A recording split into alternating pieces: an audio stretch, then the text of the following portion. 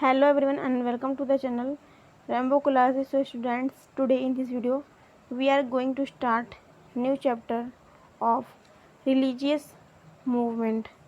क्या स्टूडेंट, हम पढ़ेंगे रिलीजियस मूवमेंट यानी कि धार्मिक आंदोलन के बारे में। तो धार्मिक आंदोलन के बारे में शुरू करने से पहले एक थॉट है जिसको मैं डिस्कस करूँगी। समझेंगे इस थॉट को स्टूडेंट। देखिए देखेंगे एक बार थॉट को, क्योंकि वो थॉट हमें क्या देगी, पॉजिटिव एनर्जी। देखिए, नेवर स्टॉप। क्या student? Never stop learning.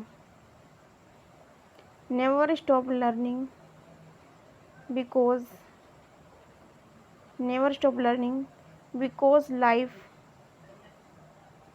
Never because life never stop because life never stops teaching because life never stops teaching। देखिए इसका मीनिंग क्या है कि नेवर स्टॉप लर्निंग, सीखने में कभी मत रुकिए।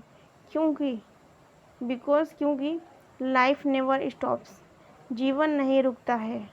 किस में नहीं रुकता है? सिखाने में। मतलब हमारी जो लाइफ है, हमारी जो जीवन है, वो हमें कुछ ना कुछ सिखाता रहता है, इसलिए जीवन में कभी रुकना नहीं चाहिए। ठीक है, चलते हैं टॉपिक पर। क्वेश्चन नंबर 20 क्वेश्चन की मैं सीरीज लेके आ रही हूँ, 10 क्वेश्चन की स्टूडेंट।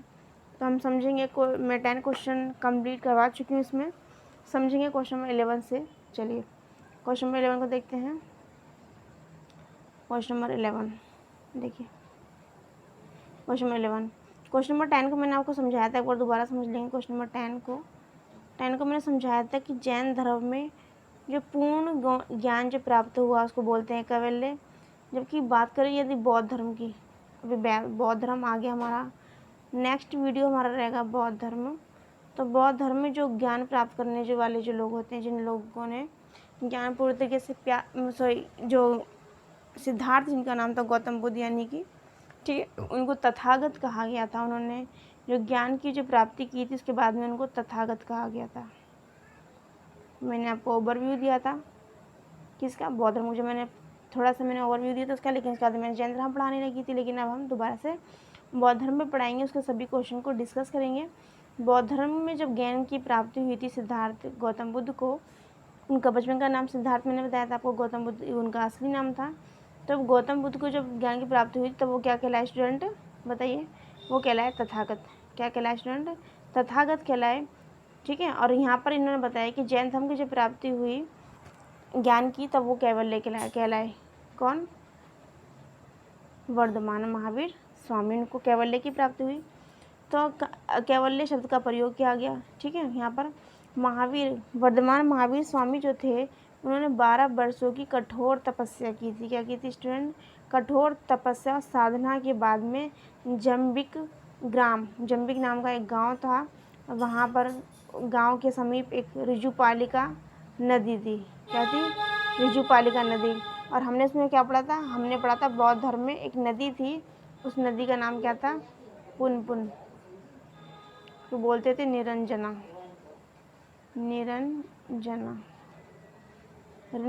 एक रिवर थी, निरंजना एक नदी थी। उस नदी के पास में गौतम बुद्ध को जो है वट के वृक्ष, वट मतलब पीपल के वृक्ष के नीचे उनको क्या हुई थी? ज्ञान की प्राप्ति हुई थी। उसके बाद में वो तथागत कहलाए थे, उनको निर्वाण वहीं से प्राप्त हुआ था। ठीक है, और यहाँ पर इनको जो प्राप्त हुआ था तो जंबिका नामक ग्राम के पास में और ऋजुपालिका नदी के तट के पास, और साल के वृक्ष। देखिए वहाँ पर वट का वृक्ष है, देखिए वट का वृक्ष है गौतम बुद्ध को जो प्राप्त हुआ था ज्ञान, और यहाँ पर साल के वृक्ष के नीचे। यदि हम कंपैरिजन करके पढ़ेंगे, तुलना करके यदि हम पढ़ेंगे तो हमें अच्छे से याद हो जाएगा और हम भूलेंगे नहीं। तो इसलिए मैं कंपैरिजन करके पढ़ा रही हूँ। ठीक है, साल के वृक्ष के नीचे कैवल्य यानी कि पूर्ण ज्ञान प्राप्त हुआ था, जिसके बाद में वो क्या कहलाते? केवलिन। क्या कहलाते स्टूडेंट? केवलिन कहलाते। जबकि मैंने आपको पढ़ाया था गौतम बुद्ध जो हैं उनको जब ज्ञान प्राप्त हुआ था, ज्ञान प्राप्त होने के बाद में वो तथागत कहलाने लगे थे। ठीक है स्टूडेंट, आगे चलते क्वेश्चन नंबर 11 को समझेंगे। क्वेश्चन नंबर 11 में क्या पूछा हुआ है। क्वेश्चन नंबर 11 को देखिए एक बार। क्वेश्चन नंबर 11 में कह रहे हैं कि महावीर के जीवन, अच्छा जूम कर लेती हूँ और देखिए इन्होंने कह रहे हैं कि महावीर के जीवन काल में जैन संघ का प्रथम विच्छेदक कौन था। यानी कि महावीर स्वामी जो उस टाइम वर्धमान महावीर स्वामी जो थे, ठीक है, पूछा हुआ है कि उस टाइम पर जो सभा थी, उनकी जो संघ था, उसका प्रथम जो विच्छेदक था वो कौन था। ऑप्शन पहले में दिया हुआ जमाली, बी में लिखा हुआ है जवाली, सी में लिखा हुआ है जम्बल और डी में लिखा हुआ केशी। ठीक है, तो राइट आंसर की बात करें तो राइट आंसर जो इसका क्या है, जमाली यानी कि ए। 11 क्वेश्चन का राइट आंसर क्या स्टूडेंट, जमाली यानी कि ए। लिखा हुआ है महावीर स्वामी के ज्ञान की प्राप्ति 12वें वर्ष में हुई थी। 12वें वर्ष हमने अभी पढ़ा ऊपर, ये देखिए पढ़ा था अभी हमने, कठोर तपस्या के बाद में, ठीक है, हुई थी। उनके जो प्रथम जो शिष्य थे उनका नाम क्या था स्टूडेंट, उनके प्रथम जो शिष्य थे उनका नाम था जमाली। और ये जो जमाली जो थे इनके दामाद भी थे, ठीक है।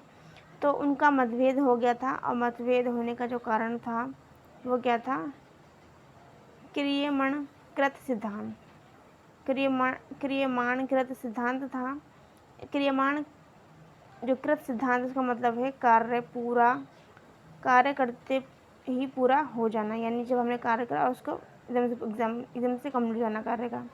इस मतभेद के कारण जमाली ने जो है संघ छोड़ दिया और एक नए सिद्धांत जिसका नाम रखा बहुरतवाद एक नाम रखा।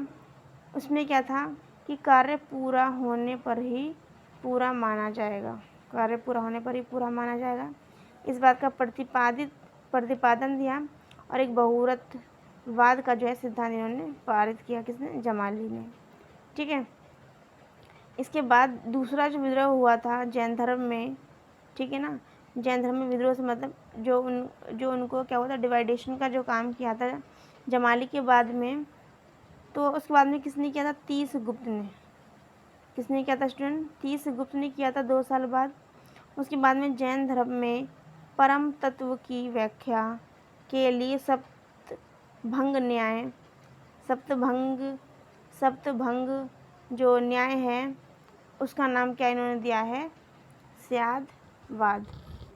सप्तभंग जो है स्टूडेंट, उसका नाम इन्होंने क्या दिया है, स्यादवाद।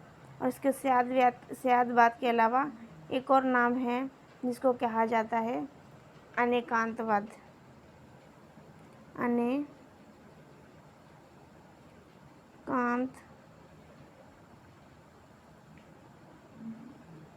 अनेकांतवाद भी कहा जाता है, यानी कि अनेकांतवाद, इसके बाद अनेकांतवाद के अलावा स्यादवाद, कौन सा स्टूडेंट, स्यादवाद, अनेकांतवाद, स्यादवाद, ठीक है, और बहुरवाद। क्या स्टूडेंट, सॉरी बहुरवाद नहीं, सप्तभंग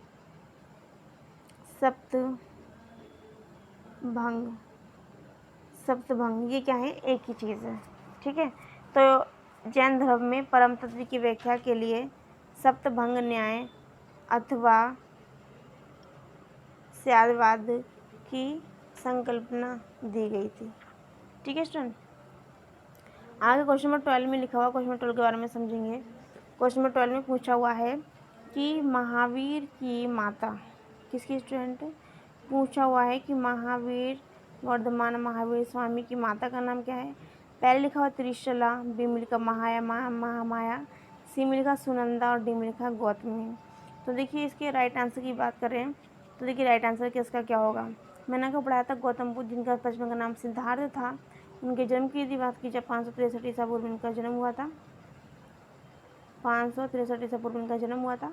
ठीक है ना, और कहाँ उनका जन्म हुआ था, मैंने आपको पढ़ाया था उनका जन्म कहाँ हुआ था, ये आप मुझे कमेंट बॉक्स में बताएंगे।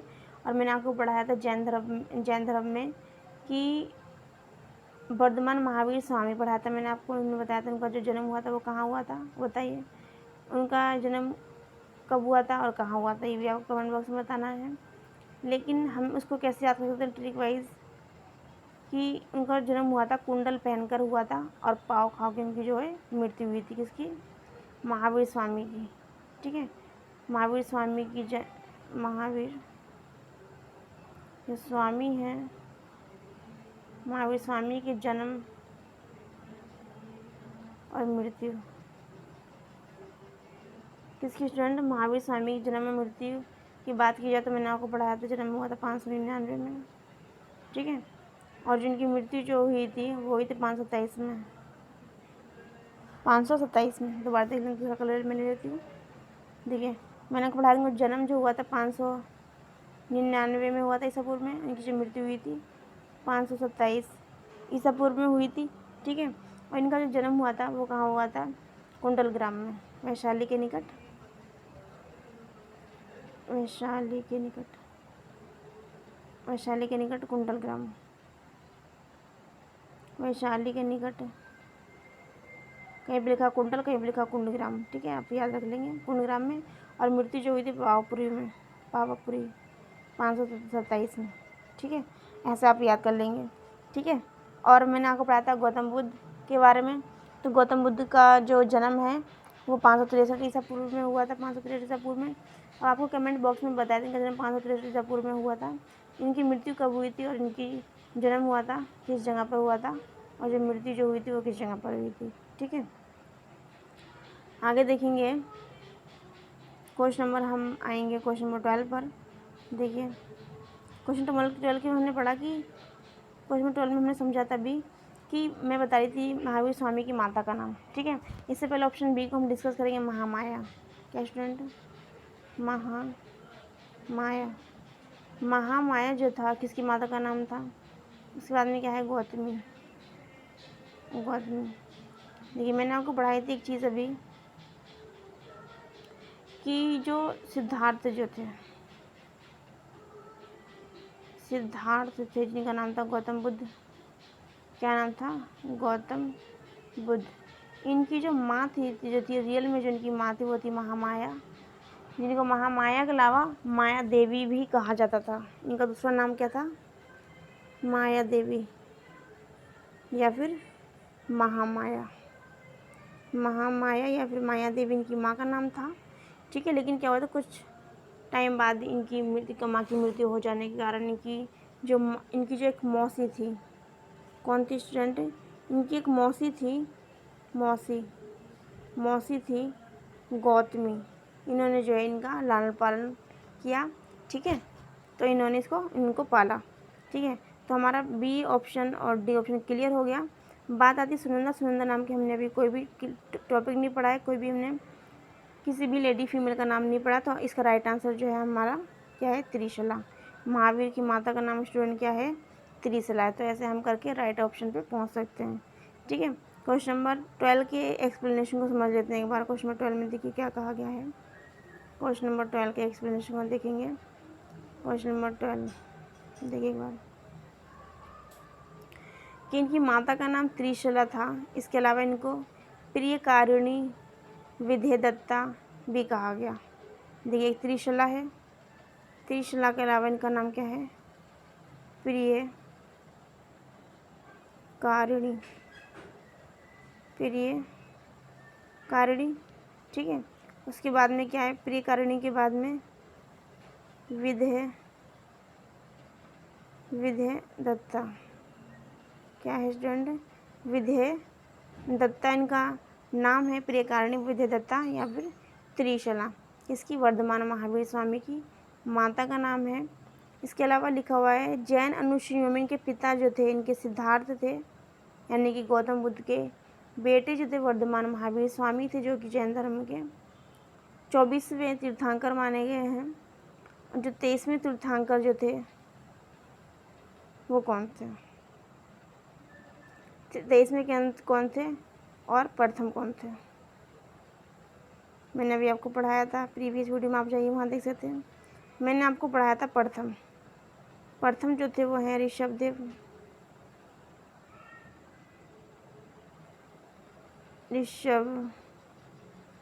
ऋषभदेव क्या है? प्रथम है। ठीक है, और पार्श्वनाथ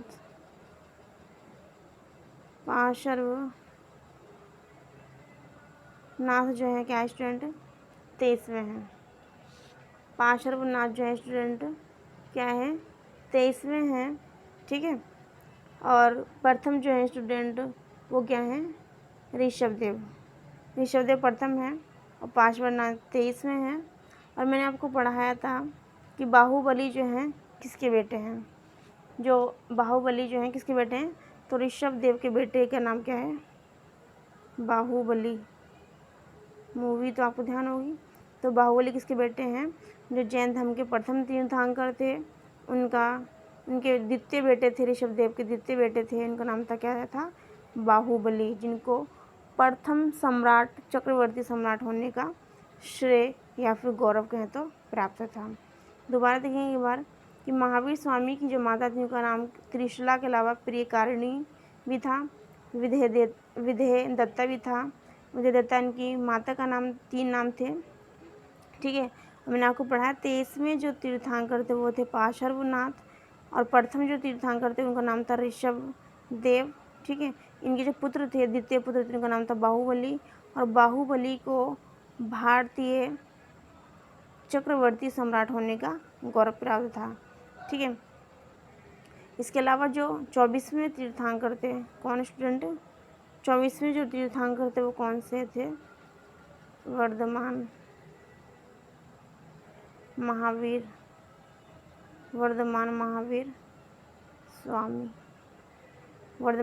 स्वामी क्या थे स्टूडेंट, 24वें तीर्थंकर थे, ठीक है स्टूडेंट। आगे चलते हैं क्वेश्चन नंबर पे, इसकी एक्सप्लेनेशन कंप्लीट होती है हमारी।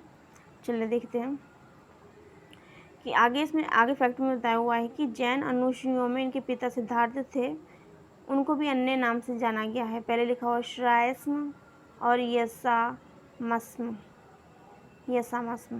देखिए क्या क्या नाम है इनके, एक बार समझ लेंगे। सिद्धार्थ के अन्य नाम भी बताए गए हैं, सिद्धार्थ के अन्य नाम भी बताएंगे। पहला लिखा हुआ है श्रेया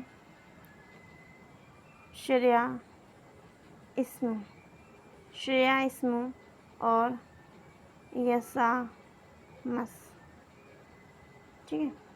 देखिए एक बार सिद्धार्थ के जो है कई और नाम भी हैं, ठीक है। पहला इन्होंने क्या सिद्धार्थ लिखा हुआ है, दूसरा क्या लिखा हुआ है श्रेयस्म लिखा हुआ है, उसके बाद में लिखा हुआ है यसामस्म। तो ये क्या है सिद्धार्थ के कई नाम, ठीक है। आगे चलते हैं क्वेश्चन नंबर 13 पर। देवनंदा जैन धर्म में किस रूप में प्रसिद्ध हैं, देवनंदा जो हैं जैन धर्म में किस रूप में प्रसिद्ध हैं। पहले लिखा हुआ है महावीर की माता, बी में लिखा महावीर की पत्नी, सी में लिखा महावीर की भगिनी और डी में लिखा महावीर की मौसी। तो देवनंदा जैन धर्म में किस रूप में प्रसिद्ध हैं, तो ये इनकी माता के रूप में प्रसिद्ध हैं। अभी हमने पढ़ा कि त्रिशला जो थी, देखिए अभी हमने पढ़ा त्रिशला जो थी महावीर स्वामी की जो थी माता थी। अब ये देवनंदा कौन है इसके बारे में हम पढ़ेंगे। तो देखिए अलग अलग जितने भी ग्रंथ हुए वहाँ पे उनकी माताओं का नाम किसी ने ब्राह्मण बताया था, किसी ने कुछ और बताया, तो इसी वजह से यहाँ पे इनका नाम डिफरेंसेस के एक्सप्लेनेशन को समझेंगे तो पता चलेगा हमें। देखिए महावीर की जो माँ है इनको त्रिशला कहा गया है, ठीक है। त्रिशला के अन्य नाम हमने अभी पढ़े थे, विदे हमने पढ़ा था, विदेदिन्ना पढ़ा था, प्रियकारिणी पढ़ा था। इसके साथ साथ अलग अलग नामों से अलग अलग ग्रंथों में बताया गया इनके नाम, ठीक है। कल्पसूत्र और अन्य जो ग्रंथ हैं उसमें इनकी माँ जो ग्रंथों में और पौराणिक कथाओं में इनकी माँ का जो नाम है असली जो इनकी माँ जो है देवनंदा का नाम लिया गया, देवनंदा को इनकी माँ बताया गया है और बताया गया है कि वो जो थी एक ब्राह्मण महिला थी, ठीक है। दोबारा देखेंगे एक बार कि महावीर की जो माँ थी उनका नाम त्रिशला हमने भी पढ़ा, त्रिशला के बाद में इनको विदेदिन्ना भी कहा गया या फिर इनको प्रियकारिणी भी कहा गया। इसके साथ साथ उनके जो थे अन्य ग्रंथ उनके अन्य भी नाम हैं, ठीक है। कल्पसूत्र और अन्य ग्रंथों में पौराणिक कथाओं के मुताबिक उनका असली जो नाम है वो क्या है देवनंदा है, जो कि क्या है अपने टाइम की एक ब्राह्मण महिला थी। क्वेश्चन नंबर 13 कंप्लीट हो, चलते हैं क्वेश्चन नंबर 14 पर। 14 क्वेश्चन में देखिए क्या कहा गया है। 14 क्वेश्चन में है स्याद बाद में संभावनाएं होती हैं। पहले लिखा हुआ 4, बी में लिखा 5, सी में 6 और डी में लिखा हुआ 7। तो स्यादवाद जैन धर्म का एक प्रसिद्ध जो है सिद्धांत है। इसमें कुल 7 संभावनाएं हैं। पहली क्या है स्यात् अस्ति, स्यात् नस्ति, स्यात् अस्ति न, स्यात् अस्ति चेनस्ति, स्यात् अव्यक्तम, स्यात् अस्ति चे अव्यक्तम, स्यात् नस्ति चे अव्यक्तम, स्यात् अस्ति चे नस्ति चे अव्यक्तम।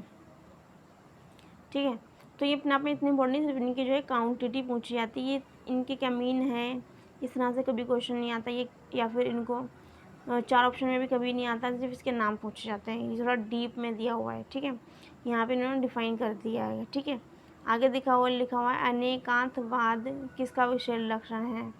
अभी मैंने आपको पढ़ाया था अनेकांतवाद, मैंने आपको पढ़ाया था कि अनेकांतवाद के और भी नाम है। मैंने आपको पढ़ाया था स्यादवाद, क्या पढ़ाया था, मैंने आपको पढ़ाया था स्यादवाद। स्यादवाद को अनेकांतवाद भी कहा गया, अनेकांतवाद भी कहा गया। मैं शॉर्ट नहीं दे, स्यादवाद, अनेकांतवाद, और मैंने आपको एक नाम और बताया था सप्तभंग न्याय, सप्तभंग न्याय भी कहा गया। किसको, क्वेश्चन नंबर 15 में अनेकांतवाद के अनेक नाम हैं। ठीक है, यानी कि स्यादवाद भी अनेकांतवाद को कहा गया, अनेकांतवाद तो है ही, और सप्तभंग न्याय भी कहा गया। ठीक है, तो इसमें लिखा अनेकांत, क्वेश्चन पे आते हैं। देखिए कह रहे कि अनेकांतवाद, देखिए क्वेश्चन में कह रहे हैं अनेकांतवाद किसका विशेष लक्षण है। पहले में लिखा हुआ जैन धर्म का, बी में लिखा बौद्ध धर्म का, सी में अजीविक संप्रदाय, डी में लिखा हुआ सांख्य है। तो अनेकांतवाद किसका विशेष लक्षण है, तो किसका लक्षण है स्टूडेंट, बौद्ध धर्म का नहीं हो सकता, सांख्य नहीं हो सकता, अजीविक संप्रदाय का नहीं हो सकता, तो क्या है जैन धर्म का। अनेकांतवाद जो है किसका लक्षण है, तो किसका है, जैन धर्म का है।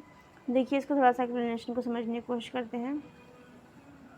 क्वेश्चन नंबर 15 की एक्सप्लेनेशन को समझते हैं। देखिए चलिए क्वेश्चन 15 में भी इन्होंने कहा है इसमें कि महावीर स्वामी ने वेदों की अपौरुषेयता स्वीकार करने से इनकार कर दिया। तो धार्मिक सामाजिक रूढ़ियों और पाखंडों का जो इन्होंने विरोध किया, उन्होंने आत्मवादियों और नास्तिकों के एकांतिक मतों को छोड़कर बीच का मार्ग अपनाया, जिसे अनेकांतवाद कहा गया। ठीक है, ना ही उन्होंने क्या करा, आत्मवादी और नास्तिकों के बीच का जो है मार्ग उन्होंने अपनाया, जिसको अनेकांतवाद या फिर स्यादवाद कहा गया। ठीक है, इस मत के अनुसार किसी वस्तु के अनेक धर्म या फिर पहलू होते हैं। अनंत धर्मक वस्तु जो है तथा व्यक्ति अपनी सीमित बुद्धि द्वारा केवल कुछ ही धर्मों को जान सकता है। पूर्ण ज्ञान तो केवलिन, जिसे हमने अभी पढ़ा था, कैवल्य, महावीर स्वामी कहलाए थे, उनको कैवल्य प्राप्त हुआ था, यानी कि पूर्ण ज्ञान प्राप्त हुआ था। कैवल्य को क्या था, कैवल्य, इसको क्या कहा था, पूर्ण ज्ञान, कैवल्य इसको क्या कहा गया, पूर्ण ज्ञान कहा गया था। तो उसके बाद में ये कह रहे थे केवलिन। ठीक है, तो इन्होंने कहा है कि पूर्ण ज्ञान तो केवलिन के लिए ही संभव है। ठीक है, संभव क्यों है, क्योंकि उन्होंने 12 वर्षों तक कठोर तपस्या और साधना के बाद उनको केवलिन होने का जो श्रेय प्राप्त हुआ था, वो कैवल्य कहलाना शुरू हो गए थे। तो लिखा हुआ पूर्ण ज्ञान तो केवलिन के लिए ही संभव है। अंत उनका कहना था कि सभी विचार अशंत सत्य होते हैं, जितने विचार जो होते हैं उसमें कहीं ना कहीं सच्चाई छिपी होती है। ठीक है, क्वेश्चन नंबर चलेंगे 16 पर। महावीर की शिक्षा का विशेष नाम क्या था। वर्धमान महावीर स्वामी का विशेष नाम क्या था। बात की जाए, पहले में लिखा हुआ 4 आर्य सत्य, बी में लिखा है चातुर्याम, पंच महायज्ञ और पंच महाव्रत। मैंने आपको पढ़ाया था किसके बारे में, मैंने आपको पढ़ाया था चातुर्याम। क्या पढ़ाया था, मैंने पढ़ाया था आपको चातुर्याम और चातुर्याम जो है किसने दिया था, बताइए, किसने बताया, बताइए। पार्श्व पार्श्वनाथ पार्श्वनाथ ने चातुर्याम बताया था। चातुर्याम जो था इसमें क्या था, सत्य, पढ़ाया था मैंने, सत्य, अहिंसा, असत्य, सत्य, अहिंसा, असत्य और अपरिग्रह। अपरिग्रह, सत्य, अहिंसा, असत्य, अपरिग्रह, ये जो है चार आर्य सत्य, चार इन्होंने क्या दिए थे, चतुर्याम शिक्षा दी थी, किसने, पार्श्वनाथ ने दी थी। ठीक है, एक बार दोबारा देख लेंगे। पार्श्वनाथ ने क्या दी थी, चातुर्याम शिक्षा दी थी। पहला क्या था, सत्य, दूसरा क्या था, अहिंसा, और तीसरा था क्या था, असत्य, और चौथा क्या था, अपरिग्रह। ठीक है, इसमें लिखा महावीर की शिक्षा का विशेष नाम जो था वो क्या था। तो ये महावीर स्वामी की यदि बात की जाए तो महावीर स्वामी ने जो शिक्षा दी थी उसका नाम था पंच महाव्रत। देखिए एक बार क्या था स्टूडेंट, वो था पंच महाव्रत। ठीक है, महावीर की शिक्षा का विशेष नाम जो था वो था पंच महाव्रत, जो इस प्रकार था। इन्होंने देखिए लिखा हुआ है सत्य, असत्य, अपरिग्रह, अहिंसा और ब्रह्मचर्य। सबसे पहले उन्होंने क्या दिया, अहिंसा, सत्य, असत्य, अपरिग्रह और ब्रह्मचर्य, यानी कि इन्होंने जो ब्रह्मचर्य जो है इसको जो है जोड़ दिया है। तो देखिए प्रथम चार व्रत जो है पार्श्वनाथ ने, देखिए ये जो है चार जो है सत्य, अहिंसा, असत्य, अपरिग्रह जो है ये किसने दिए थे, पार्श्वनाथ ने, और जिसको क्या कहा गया था, चातुर्याम कहा गया था, मैंने भी आपको पढ़ाया था। और ये जो ब्रह्मचर्य जो है, जो अंतिम जैन धर्म के तीर्थंकर थे, ठीक है, 24वें, उन्होंने दिया है ब्रह्मचर्य। तो इनको कहा गया है पंच महाव्रत कहा गया है। प्रथम चार व्रत जो हैं पार्श्वनाथ ने दिए हैं, पार्श्वनाथ के समय से ही प्रचलित थे, जबकि महावीर स्वामी ने इसमें पांचवा व्रत ब्रह्मचर्य को जो है इन्होंने जोड़ा था। ठीक है, चार किसने दिया, पांच किसने दिया, आपको याद रखना, और ब्रह्मचर्य किसने जोड़ा ये भी आपको याद रखना। एग्जाम में ज़्यादातर इस तरह से क्वेश्चन मोस्टली पूछे जाते हैं और ये अपने आप में वेरी वेरी इंपॉर्टेंट क्वेश्चन है। ओके, क्वेश्चन चलेंगे, इस पे फैक्ट पे चलते हैं, एक पर समझते हैं। ग्रस्त जीवन व्यतीत करने वाले जैनियों के लिए इन्हीं व्रतों की व्यवस्था थी, परंतु उसमें कठोरता कुछ कम थी, इस कारण से इसे अणुव्रत कहा गया। देखिए अणुव्रत किस लिए कहा गया है, ग्रस्त जीवन व्यतीत करने वाले जैनियों के लिए इन्हीं व्रतों की व्यवस्था की गई थी, परंतु इसमें कठोरता कुछ कम थी, इस कारण इसको क्या कहा गया, अणुव्रत कहा गया। अणुव्रत कहा गया, ये फिर इसको अणुव्रत कहने के साथ साथ इसको पंच अणुव्रत कहा गया। पंच क्यों कहा गया, क्योंकि पाँच हैं। अणुव्रत इसलिए कहा गया क्योंकि इसमें कुछ ना उसमें क्या है कि कठोरता जो है इसमें क्या है, कम है। ठीक है, तो इसलिए इसको कहा गया अणुव्रत। और पंच अणुव्रत किस लिए कहा गया, क्योंकि इसमें पाँच हैं। ठीक है, आगे देखिए इसमें फैक्ट में क्या लिखा हुआ है कि जैन धर्म में आजीव का विभाजन 5 भागों में किया गया था। किसमें, इसमें कह रहे हैं कि जैन धर्म में आजीव जो है उनका विभाजन जो हुआ था 5 भागों में किया गया था। सबसे पहला जो था वो क्या था, पुद्गल फर्स्ट। ठीक है, उसके बाद में क्या था, काल, पुद्गल, काल, उसके बाद में क्या था, आकाश, पुद्गल, काल, आकाश, धर्म, उसके बाद में क्या था, अधर्म, धर्म और अधर्म। ये क्या है, जैन धर्म में आजीव को जो है 5 भागों में बांटा था। दोबारा से देख लेंगे एक बार।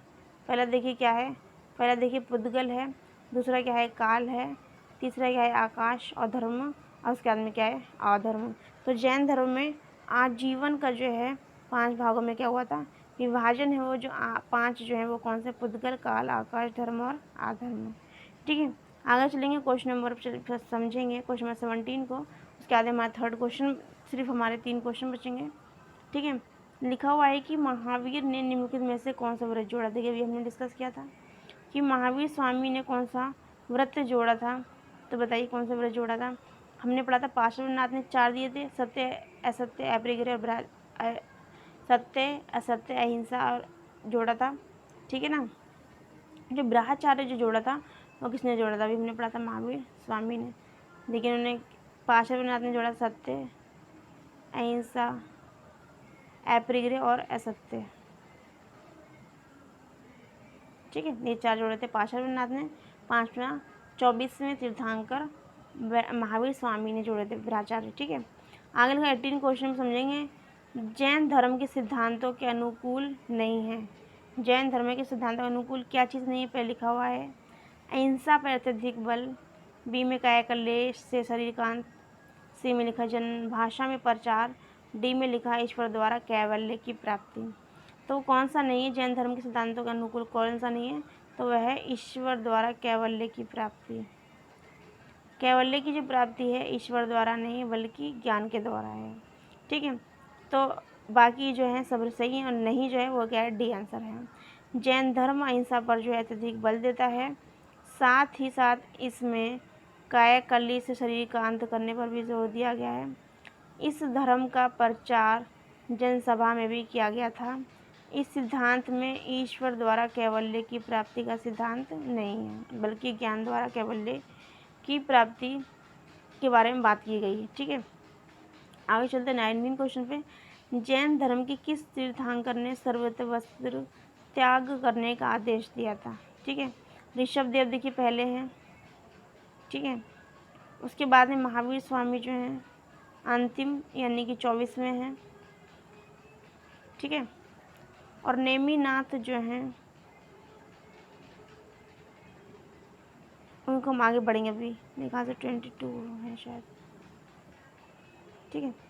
और अजितनाथ ये सभी जो हैं आगे नीचे दिए हुए हैं। तो लिखा जैन धर्म में किस तीर्थंकर सर्वत्र वस्त्र त्याग करने का आदेश दिया था, यानी कि विदाउट क्लोथ रहना है, ये बात किसने बोली थी, तो ये बोली थी अंतिम जो तीर्थंकर थे महावीर स्वामी ने। किसने, महावीर स्वामी ने बोली थी। इसके इफेक्ट को समझ लेते हैं, एक्सप्लेनेशन को एक बार, एक्सप्लेनेशन को देखते हैं। एक्सप्लेनेशन में कहा गया है कि जैन धर्म में 24वें तीर्थंकर थे जिनको समय समय पर धर्म प्रचार प्रसार करने में भाग लिया। पहले जो थे ऋषभदेव, मैंने आपको पढ़ाया। अंतिम जो थे महावीर स्वामी थे और 23वें जो थे पार्श्वनाथ थे। हाँ देखिए 22 थे अरिष्ट नेमी, इनको नेमीनाथ देखिए, यानी कि मैं ठीक थी। नेमीनाथ या फिर अरिष्ट नेमी जो थे ये हैं 22 यानी कि 22वें हैं, ठीक है। इसमें सबसे ज़्यादा मेन इंपॉर्टेंट जो है स्टूडेंट वो देखिए, एक तो ऋषभनाथ है, सॉरी ऋषभ देव हैं। उसके बाद में नेमीनाथ या ऋषभ नेमी है, 23 में पार्श्वनाथ और ये महावीर स्वामी। ये जो क्वेश्चन है स्टूडेंट वेरी वेरी इंपॉर्टेंट है। इसमें से कुछ नहीं पूछा जाता है, सिर्फ क्या पूछा जाता है कि जो इम्पोर्टेंट बता रही हूँ, सबसे फर्स्ट और सबसे लास्ट वाला और 23 22 बस ये पूछा जाता है, ठीक है। आगे चलते क्वेश्चन नंबर 20 पर। एक बार इसके नाम को पढ़ लेते हैं। पहले जो हैं वो जैन धर्म के तीर्थंकर पहले हैं ऋषभदेव, दूसरे हैं अजीतनाथ, तीसरे हैं संभवनाथ, चौथे हैं अभिनंदन और 5वें में है सुमतिनाथ, 6ठे में है पद्म प्रभु, 7वें में है सुपार्श्वनाथ, 8वें में है चंद्र प्रभु, 9वें में है पुष्पदंत जिनको सुविधिनाथ भी कहा गया, सुविधिनाथ भी कहा गया। 10वें में क्या है शीतलनाथ और 11 में क्या है श्रेयासन नाथ भी है और 12 में क्या है वासुपूज्य और 13 में क्या है विमलनाथ, 14 में है अनंतनाथ और 15 में क्या है धमेनाथ, 16 में क्या है शांतिनाथ, 17 में कुंतुनाथ, 18 में जो है अरनाथ और 19 में मल्लिकानाथ। मल्लिकानाथ थोड़ा सा इम्पोर्टेंट है बस, ठीक है। और मुनीश्वरद नेमीनाथ। देखिए इम्पोर्टेंट कौन कौन से मैं हाईलाइट कर देती हूँ। देखिए ऋषभदेव इम्पोर्टेंट है, उसके बाद में मल्लिकानाथ इम्पोर्टेंट हो जाते हैं, उसके बाद में नेमीनाथ इम्पोर्टेंट हो जाते हैं, पार्श्वनाथ और महावीर स्वामी ये क्या है वेरी वेरी इंपॉर्टेंट है। इसके अलावा कोई से नहीं पूछे जाते हैं। क्वेश्चन नंबर 20 पे चलते हैं कि धर्म जैन धर्म किसमें, जैन धर्म ग्रंथों में, जैन धर्म ग्रंथों का प्रथम संकलन कहाँ हुआ था, तो कहाँ हुआ था जैन धर्म ग्रंथों का प्रथम संकलन। देखिए एक बार ऑप्शन समझेंगे इसके। ऑप्शन को पहले लिखा हुआ मथुरा, बी में लिखा वल्लभी, सी में लिखा हुआ है कुंडलग्राम और आगे लिखा हुआ है श्रवण बेगोला। डी में लिखा है श्रवण बेगोला। ठीक है, देखिए एक बार, श्रवण बेगोला क्या है, डी ऑप्शन है। और ए में आपको दिखाई दे रहा है मथुरा, बी में वल्लभी और सी में क्या है कुंडलवन। तो ये चारों ही ऑप्शन अपने आप में क्या है, रॉन्ग है। चारों ही ऑप्शन जो है अपने आप में क्या है, रॉन्ग है। जो जैन धर्म का प्रथम जो संकलन हुआ था वो कहाँ हुआ था, पाटलिपुत्र में। पाटलिपुत्र में। और जो उस टाइम पे क्या हुई थी, पहली जैन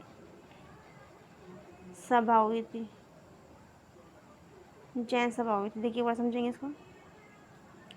इसमें क्या हुआ था, पाटलिपुत्र में जैन धर्म का ग्रंथों का जो संकलन हुआ था, पहली जैन सभा हुई थी। उसी टाइम इन ग्रंथों का क्या हुआ था, संकलन हुआ था। इस सभा के बाद में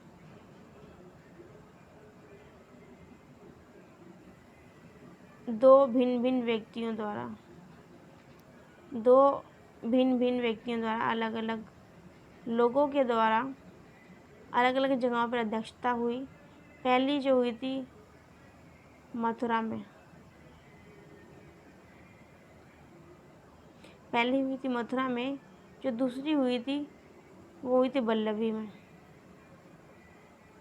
वल्लभी पहली क्या हुई थी, मथुरा में, दूसरी हुई थी वल्लभी में।